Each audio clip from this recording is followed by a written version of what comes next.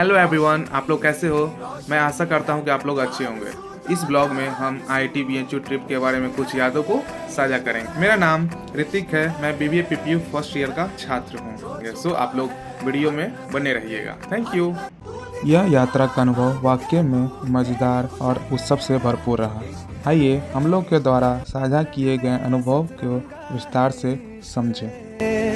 जोगी मैं और गंगा है ये इश्क रे। 27 फरवरी के दिन सीमेज कॉलेज द्वारा आयोजित आईआईटी बीएचयू ट्रिप की शुरुआत हुई। उस दिन हम लोग पटना स्टेशन पर शाम 3 बजे कदम रखे। पटना स्टेशन पहुंचने के बाद हम लोग 4 बजे बनारस के लिए ट्रेन का इंतजार करना पड़ा। ट्रेन आने पर सभी छात्र अपनी अपनी सीट नंबर के अनुसार बैठ गए। यह व्यवस्था न केवल सिर्फ सफ़र को आरामदायक बनाती है, बल्कि सभी को एक निश्चित स्थान पर बैठने से समूह में एकता का एहसास भी होता है।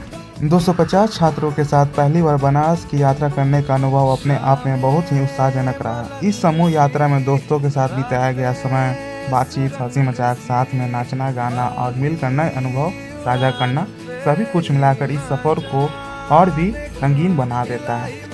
रात में 10 बजे बनारस जंक्शन उतरने के बाद आईआईटी बीएचयू हॉस्टल के लिए रवाना हुए। रात के 12 बजे हॉस्टल पहुंच गए। नेक्स्ट डे सुबह 6 बजे उठकर हम लोग रेडी हुए। फिर हम लोग नाश्ते के लिए मेस के लिए साथ में निकल गए। हम लोग का पहला फोकस आईआईटी बीएचयू का वर्कशॉप था।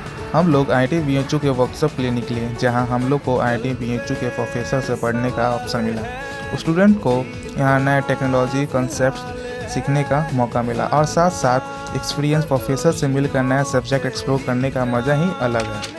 और आईआईटी बीएचयू कैंपस टूर भी एक इंस्पायरिंग एक्सपीरियंस था। स्टूडेंट ने यहाँ के लैब, लाइब्रेरी और रिसर्च सेंटर देखे, जो उनके लिए एक मोटिवेशनल जर्नी जैसा लगा। वर्कशॉप के बाद शाम होते ही हम लोग आईआईटी बीएचयू के परिसर में स्थित विश्वनाथ मंदिर के दर्शन के लिए निकल पड़े। विश्वनाथ मंदिर का दर्शन करना निश्चित रूप से एक यादगार और आध्यात्मिक अनुभव रहा। यह मंदिर बीएचयू परिसर के सबसे प्रमुख और पवित्र स्थलों में से एक है।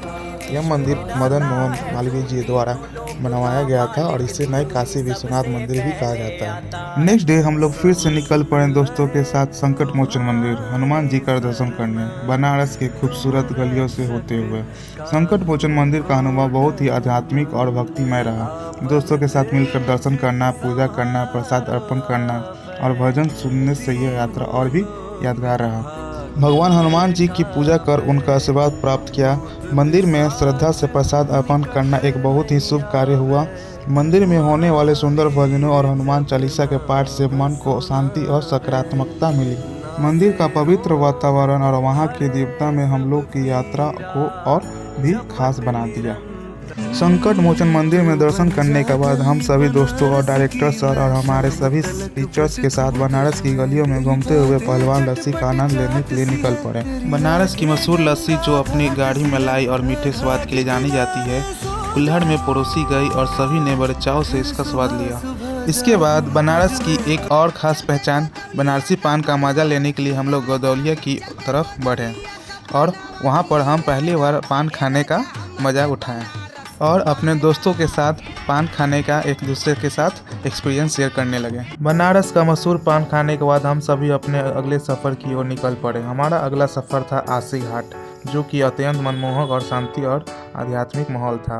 बनारस की खूबसूरत गलियों से होते हुए दोस्तों के साथ हंसी मजाक करते हुए अस्सी घाट पहुँचे। वहाँ पहुँचने के बाद का दृश्य अत्यंत मनमोहक था। चारों ओर शांति और आध्यात्मिक माहौल था। थोड़ी देर घाट पे लाइन में खड़े होने के बाद खाने के कुछ कूपन्स मिले। फिर हम लोग नाव पर चढ़कर आराम से बैठ गए।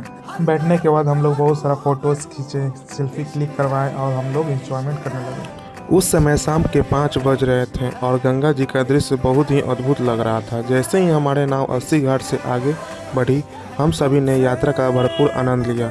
गंगा जी की ठंडी ठंडी हवा हमें सुकून का एहसास दिला रही थी। पूरे सफ़र के दौरान हमने मस्ती की। कुछ नामी घाटों को भी देखें, जैसे कि मनिका घाट और नमो घाट। घाटों का सुंदर नज़ारा देखें और इस पवित्र नदी की शीतलता को महसूस किए। कुछ समय बाद गंगा नदी में यह अद्भुत सफ़र करते हुए हम सभी नमो घाट पहुँचे। वहाँ पर हम सभी नाव से उतर गए और इस घाटों की सुंदरता का अनुभव किए। नमो घाट घूमने के बाद हम सभी नाव पर चढ़कर बैठ गए। शाम के ठीक 6 बज रहे थे जब हम काशी के पवित्र घाट पर उतरे। वहाँ की हवा में एक अलग ही शांति और आध्यात्मिकता का एहसास हो रहा था। घाट की पवित्रता और गंगा जी की पवित्रता और गंगा जी के बहती धाराओं को देखकर मन में एक अनोखी श्रद्धा जाग उठी। उसके बाद हम सब काशी विश्वनाथ मंदिर की ओर प्रस्थान किए। मंदिर के रास्ते में सकरी गलियों से होकर गुजरना पड़ा, जहाँ बनारस की पारंपरिक संस्कृति और भक्ति का वातावरण हर कदम पर महसूस हो रहा था। मंदिर के पास पहुंचते ही मन को एक अद्भुत शांति और दिव्यता का अनुभव होने लगा। फिर हमने मंदिर के भीतर प्रवेश किए। वहाँ के आध्यात्मिक माहौल और भक्तों की गूंज से वातावरण भक्तिमय हो गया। अब जब हमने भगवान शिव जी का ज्योतिर्लिंग के दर्शन किए तो मन आनंद से भर उठा।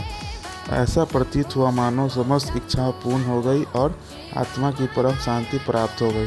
भगवान जी के दर्शन करने के पश्चात मन अत्यंत प्रसन्न और धन्य हो गया।